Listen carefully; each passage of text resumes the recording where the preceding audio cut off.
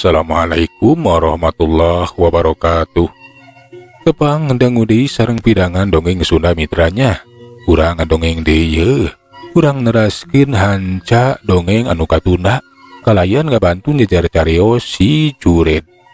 Ieu dongeng teh karangan Mang Nyalira. Sok sanaos dongeng basajan malah mandar janten hiburan. Atuh kabaraya anu satia manco kana dongeng Mang mugia sadayana aya dana kasehatan lahir, sidarangan batin oge dilancarkeun sagala rupinanya.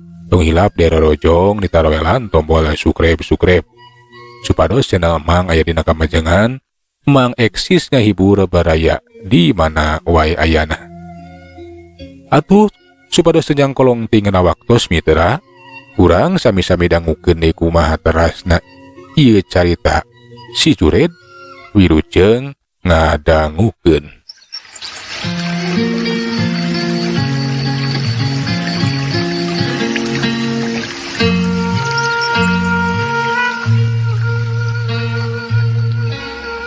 Mitra kaum dangu pada leuntikan pihak kumpeni ti beuki dironjatkeun we dina raraga nganyahoankeun ngeunaan para pajoang oge garong anu salala ieu nyusahkeun pisan. Samalah loba trik sandi atawa juru taluntik anu disebar di mana-mana. Ari nu jadu juru telik teh lain urang Walanda unggul tapi bangsa pribumi we anu kelu hianat kasasama. Nu penting mah asal menang bayaran gawe bareng jeung para upas. Pergerakan Pamardi saparakan Jakiwari mah teu laluasa. Daya tiap-tiap rek ngayakeun serangan atawa rek ngayakeun tindakan teh teu waleh kanyahoan ku kumpeni. Basa rek ngayakeun serangan ka lembur Ciareuy. Pamardi saparakan teh teu nyangka bakal dipapag ku upas anu geus saricing we di sisi lembur. Puguh we atuh kayana teh mati ripu da puguh menang serangan dadakan. Awas, tiarap euy. Datangan urang teh geus dikanyahokeun. Nyajang. Jadol teh pergerakan urang. Anu nganyahoankeun kayak kieu mah. Awas Kadek. Aduh. Bahaya ye, bahaya. Kitu cenah cek eta Pamardi jeung Mbah Murejali. Deun santana jeung si Ucup ke sarua we cung jeleng nyalametkeun diri. Tiarap bari ting aras ron ngamankeun maneh. Pamardi sadar kana kaayaan. Lamun terus maksa ngalawan oge lila-lila matang tuwe cenah bakal bahaya. Atuh ngajakan mundur ka baturna. Mundur bahaya ya mundur. Ayo mundur. Urang mundur bahaya ya. Tapi memeh jung jeleng ninggalkeun eta patempatan. Matak aneh kadenge anu pating koceak. Loba upas anu ting jarengkang ting gedebut. Padahal mah teu ditembak ku eta rombongan Pamardi saparakanca. Malah mah aya nu ampuna-ampunan segala rupa. Dah eta we bedieu teh aneh ngadada kakalayangan rek nembak ka sorangan.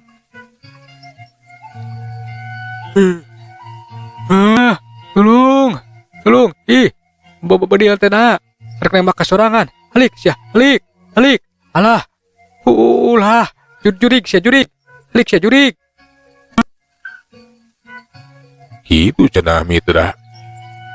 Cik eta upas diantarana anu soakeun sabab bedieu teh kalah ka erek nembak ka sorangan we. Atuh pikeun Pamardi saparakan jamanana ge ngarasa kaget deui bae. Nakunaon eta para upas teh cenah.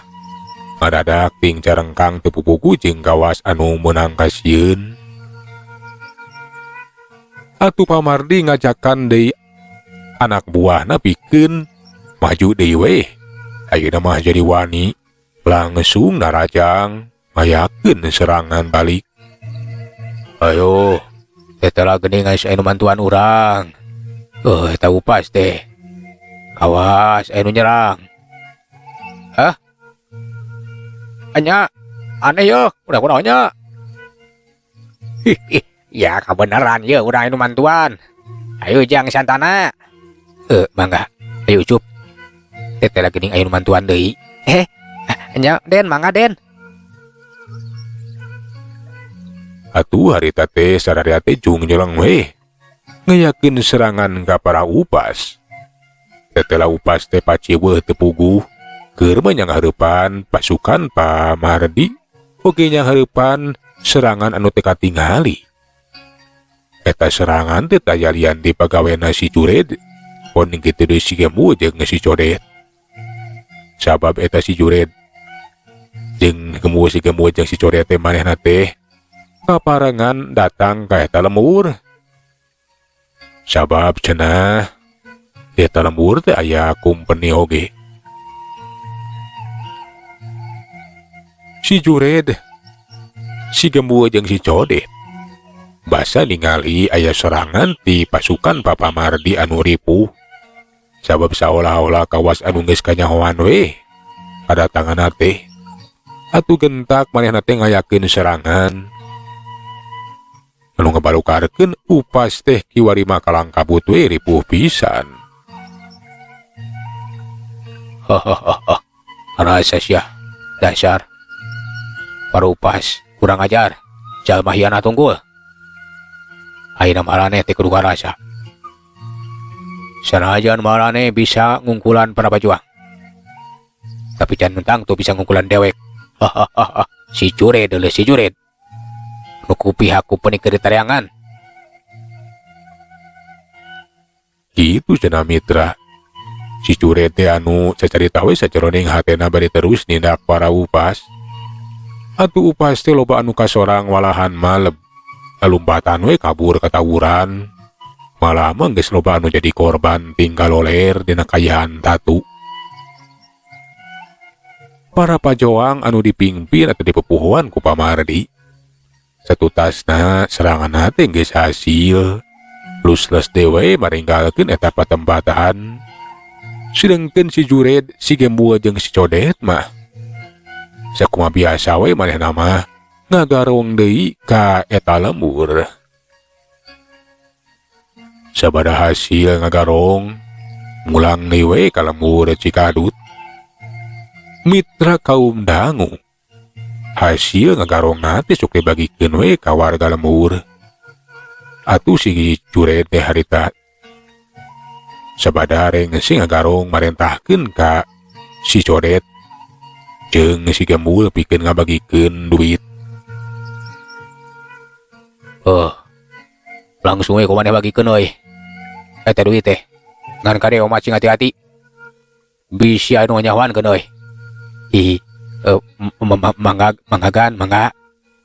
Nyakang tenang we lah, aman lah. Da. Pokona mah uing duaan ge ngajaga rahasia akang. Awas ya.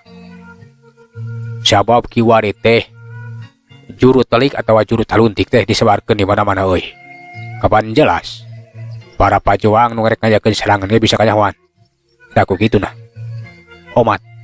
Sia oge ulah nepi kanyahoan. Lamun memikir kanyahoan bakal bahaya euy. Mangga. Atuh si Gemu jeung si Codet teh ini teh manehna langsung ngabagikeun eta duit. Sabada beres ngabagikeun eta duit ka urang lembur, duanana teh baralik we ninggalkeun eta lembur leumpang ngagandeang. Basa tepi ka tempat anu rada anggang ti lembur. Cik pangrasana mah eueuh jalma saurang-urang acan di lebadinya teh. Atuh reg ngaraneg bari reureuh ngobrol we duaan.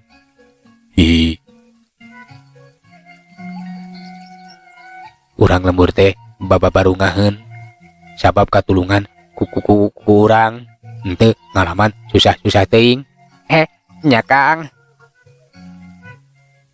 Pokona mah tetela urang oge meureun bisa kaasup pajoang nya Kang. Ya heueuh deuleu. Kapan aya urang oge pajoang oge sabab jelas loba bantuna pikeun para pajoang dina ngayonan para kumpeni. malahan mah geus sababaraha kali urang teh nunulungan para pajuang. Elah nya Kang, tetela urang teh lamun heug arapaleun mah warga lembur ka urang. Moal teu urang teh dipunyung-punyung we Kang meureunnya lah. Enya urang teh salaku jalma anu gede jasana. Hi. Euy. Tapi ulah hayang kapuji deuleu. Kapan cek Kang Judet oge urang mah kudu rencepan. Ulah nepikeun ka aya nu nyawankeun. Lamun urang mere duit ka urang lembur teh hasil tina ngagagarong. Lamun nepikeun ka nyawan ku pihak kumpeni mah bakal bahaya euy. Anya Kang. Alah. Anya tapi kapan urang ge senang we nya Kang. Teu susah. Hi, bener euy. Urang oge kabagean senangna. Tapi kasenangan urang teh bisa karasa oge ku warga lembur. Teu urang unggul. Anya lah. Ayo Kang ah. Geus sueus kesang teh. Urang sagancangna balik ke yang tereh tepi teh. Wing mah yang sare teh. Hi. Ayo euy, ayo. Atuh duanana teh harita ninggalkeun eta patempatan. Teu sadar lamun di kebon anu teu jauh ti dinya teh aya saurang lalaki ngadedengekeun. Ana eta obrolan.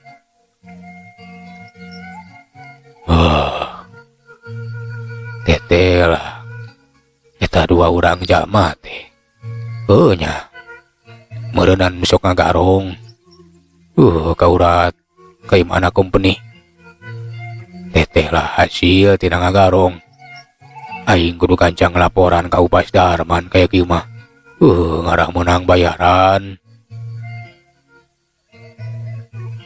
Kitu mitra cek eta saurang lalaki nu tayalianti.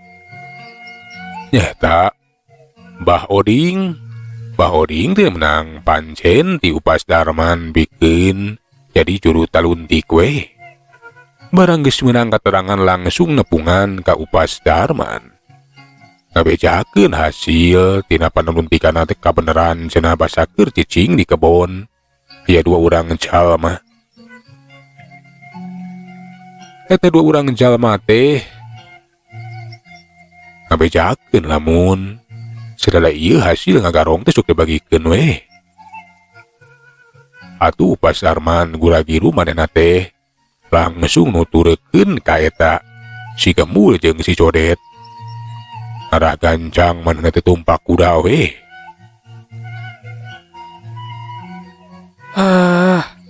Apa geus ayeuna mah? Moal boa tah. Anya eta garong nu keur diteanganku si Tuan Ihin teh. Alah, ku aing kudu dituturkeun jika ieu mah ya. Cek eta Upas Darman, bener we katingali aya dua urang jalma nu keur lempang ngagandeang nu tayalian ti si Gembul jeung si Codet. Tapi geus rada deukeut maju turun tina kudana da sieun ka panggih. Atuh Upas Darman ti kekeledepan we. Tarancepan nuturkeun ti kajauhan. Barang dituturkeun tetela eta dua urang jalma teh. Balikna teh ka lembur Cikadut. Sup ka hiji imahnya eta imahna Juragan Juret. Atuh pikeun eta Upas Darman teh bungaheun pisan. Tang tuwe cenah eta tempat garong nuker deteangan. Jadi orang dia ya. Si wolek teh ya. Geus kieu apa kieu mah moal hese neangan. Aing kudu gancang laporan ieu ka Tuan Ihin. Pikeun nyusun siasat kumaha carana pikeun nganyahoankeun pagaweanana. Ngarah ka tewak. Ngarah ka cangkalak. Najan geus kadenge pangakuanana. Tapi kapan kudu aya bukti? Nya. Aing kudu gancang laporan kayak kieu mah. Mitra kaum dangu atuh gancang we ta Upas Darman teh. Balik alam urang sana. Laporan ka Tuan Ihin. Tuan Ihin manibungaheun ngadenge kitu teh. Janten kitu. janten eta jamai anu ngakukeun parantos ngakarong oge ngabagikeun duit teh urang lembur cikadut. Laris tuan. Eta dua orang jalma teh asup ka imana juragan. Juret ya. Juragan juret. Anu sok babagi ka rahayat. Laris tuan. Mana kitu mah? Anak itu mah. Eta juragan juret teh babagi duit teh. Hasil ngagarong tuan. Wah, tiasa janten eta teh hasil ngagarong. Kukituna kedah katewak oge kapendak. Eta si juret oge dua orang jalma anu parantos ngaku kedah kapendak. Buktina Ranes tuan. Ras kumaha rancang tuan. Pikeun nganyahoankeun lamun eta juragan juret teh anu boga pokana alias nya garong nu keur teanganana. Bisa wae komplotanana teh. Tak kitu. Marenta ka maneh Darman. Supados cicing di eta lembur. Oge ningalikeun gerak-gerik juragan juret. Lamun parantos jelas kanyahoan, urang cangkalak, urang tangkap, margi jelas kasaksian kumaneh. Siap tuan, siap. Gitu cenah mitra. Atu gancangna carita.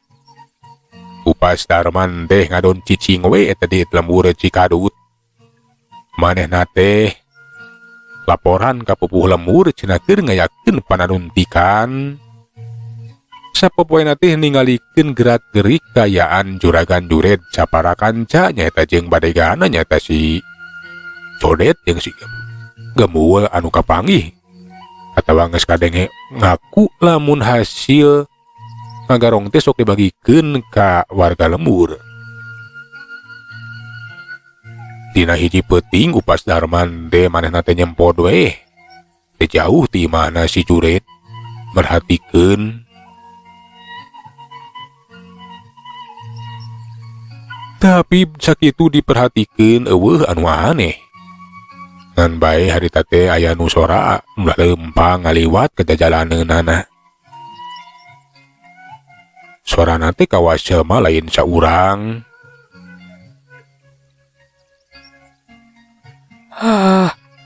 Nah ya cara nu lempang. Tapi teu katempo ya jirimna ya. Moal jujuri gitu. Tapi sorana teh ti lebah imana. Juragan juret dia. Aneh ya. Perilaku jurik mah. Cek Upas Darman harita teh manehna teh bari sieun. Tapi bakat tingku hayang nganyahoankeun nah naon sabenerna cenah nu lempang eta tiluan teh. Atuh manehna teh ngadedengekeun we. Kaparengan harita teh si juret teh cacarita.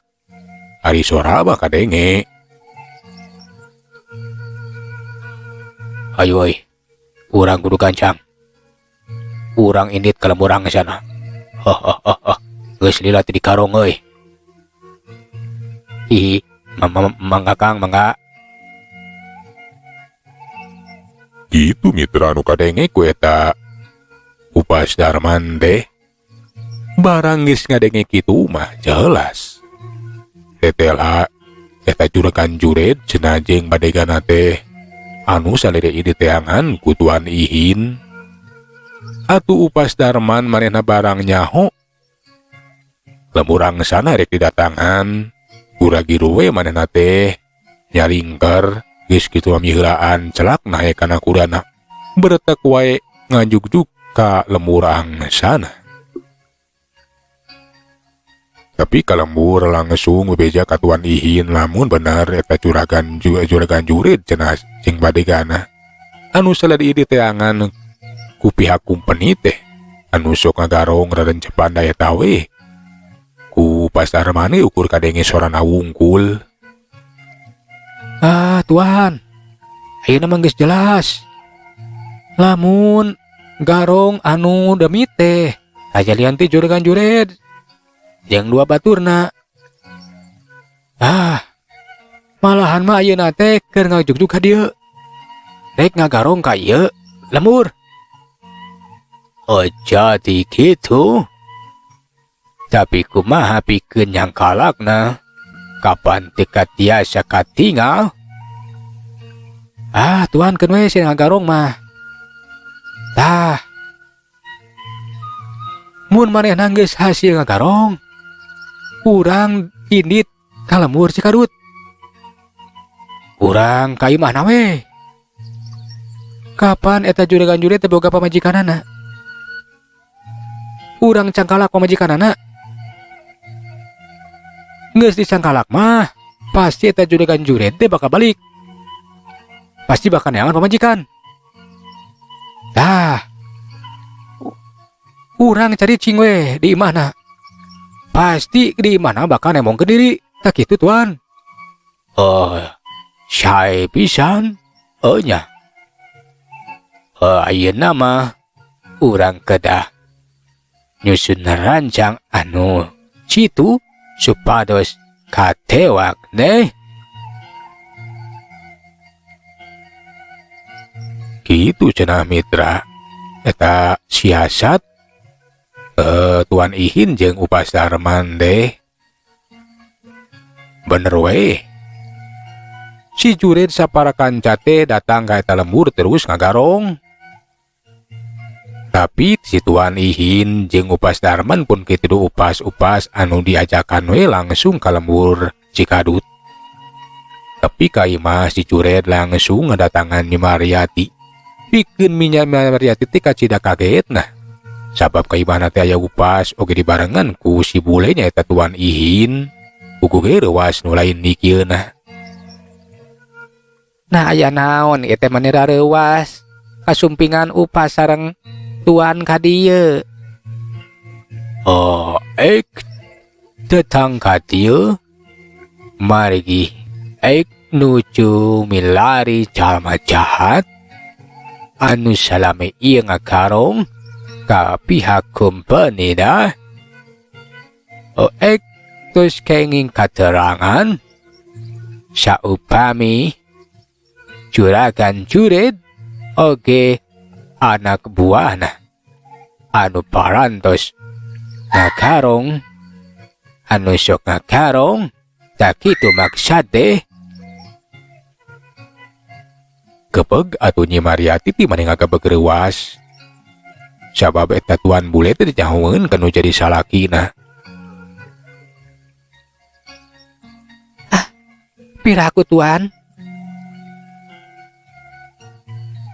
Da, piraku atuh. Nya salaki abi mah sanes garong Tuan. Hanya sanes garong.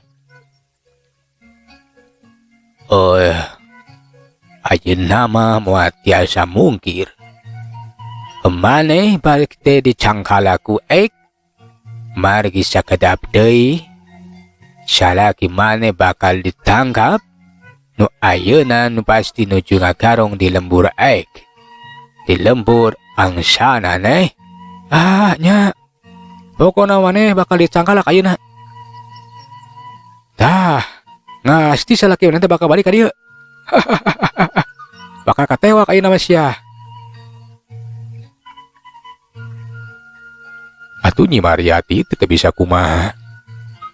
Nyi Mariati teh diborogod we di talian diasupkeun ka jero kamar. Sedengkeun Upas Darman jeung Tuan Ihin mana teh cari cing we. Malahan mah cicing di kamarna si jurid. Nuan si jurid saparakanca balik ti lembur angsana. Mitra waktos napanantos teu nyakapan segera urang cekapkeun laduwi ka dieu ieu carita si Juret urang teraskeun dina seri anu salajengna tumang saran undur. Assalamualaikum warahmatullahi wabarakatuh. Cak.